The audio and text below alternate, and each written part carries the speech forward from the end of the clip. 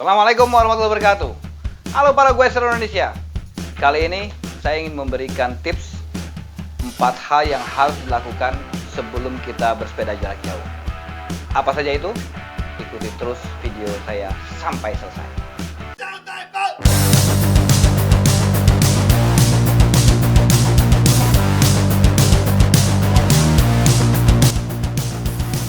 Yang pertama, siapkan mental. Menyiapkan mental nggak hanya siapin mental, enggak seperti itu. Kita harus mengumpulkan data dulu. Data jarak yang akan kita tempuh. Kemudian juga kondisi jalan yang akan kita hadapi. Apakah banyak turunan, apakah banyak tanjakan, apakah tanjakannya tipis-tipis, apakah itu tanjakannya nanti ekstrim. Dan kondisi dari jalan itu berbatuan atau mulus, atau ada setengah yang berlubang-lubang. Itu kita harus pelajari dulu. Persiapkan dulu data-data tentang jalan yang akan kita lalui. Kalau kita sudah tahu itu, insya Allah mental kita akan siap. Yang kedua, kita harus bisa melatih cara pernapasan yang baik. Karena kalau kita melakukan cara pernapasan yang salah, sudah pasti ngos-ngosan. Apalagi jarak jauh, apalagi nanti nanjak. Makanya yang selalu disarankan oleh para pesepeda itu adalah kita menggunakan metode belly breathing. Belly breathing itu adalah napas perut. Ketika kita bernapas dengan hidung dan mulut. Jangan satu aja. Jadi kita hirup agak banyak. Dan ketika kita bernapas, itu perut akan mengeras. Nah, kemudian kita cepat-cepat mengeluarkannya melalui mulut. Dan iramakan pada saat kita lagi goes. Nah, ketika kita goes, iramakan menghirup udara, lalu keluarkan. Nah, terus begitu, tenang. Insya Allah itu akan memperkuat tenaga kita dan kita nggak ngos-ngosan. Yang ketiga, fitting bike. Fitting bike itu adalah kita harus mempersiapkan posisi tempat duduk kita ini tidak terlalu mundur atau tidak terlalu maju, sesuaikan dengan karakteristik tubuh kita ya. Sehingga kita nggak terlalu capek dan power kita benar-benar bisa efektif dan efisien. Dan yang harus dipahami juga ya bagaimana jarak tangan kita dengan handlebar kita. Itu kalau misalnya terlalu jauh, itu juga akan membuat punggung kita juga sakit ya.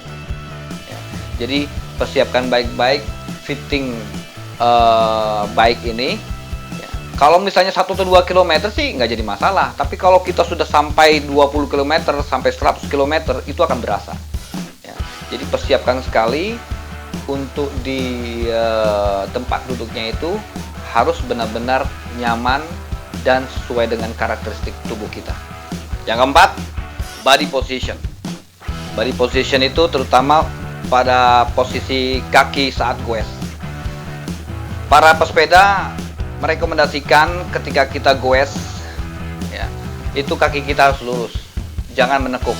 Karena kalau kita menekuk, pertama itu nanti akan kena hamstring kita. Akhirnya kita pegel-pegel dan lama sekali sakitnya. Yang kedua, membuang energi sia-sia gitu. Karena nggak sampai lurus kita menekan pedal itu. Itu yang pertama yang harus dipahami. Yang kedua adalah kebiasaan buruknya ini kebanyakan orang nih ketika goes kakinya ngangkang. Itu juga sebenarnya membuat energi kita terbuang sia-sia. Yang paling bagus itu adalah ketika goes kaki kita agak rapat.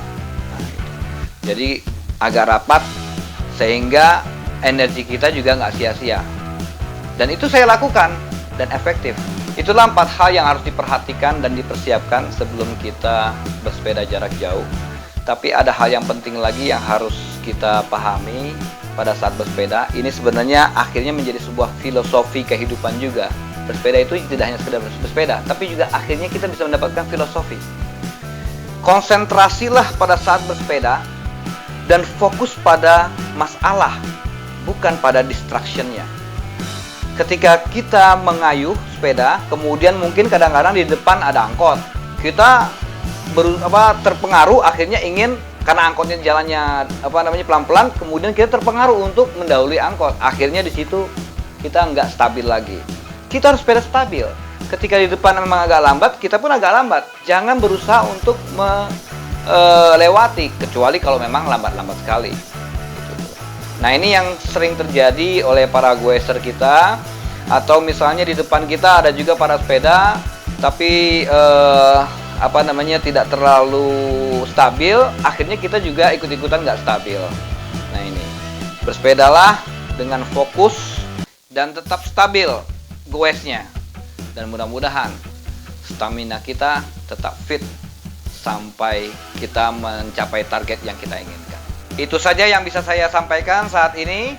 Seandainya ada lagi hal-hal yang perlu dipersiapkan, silakan komen di bawah.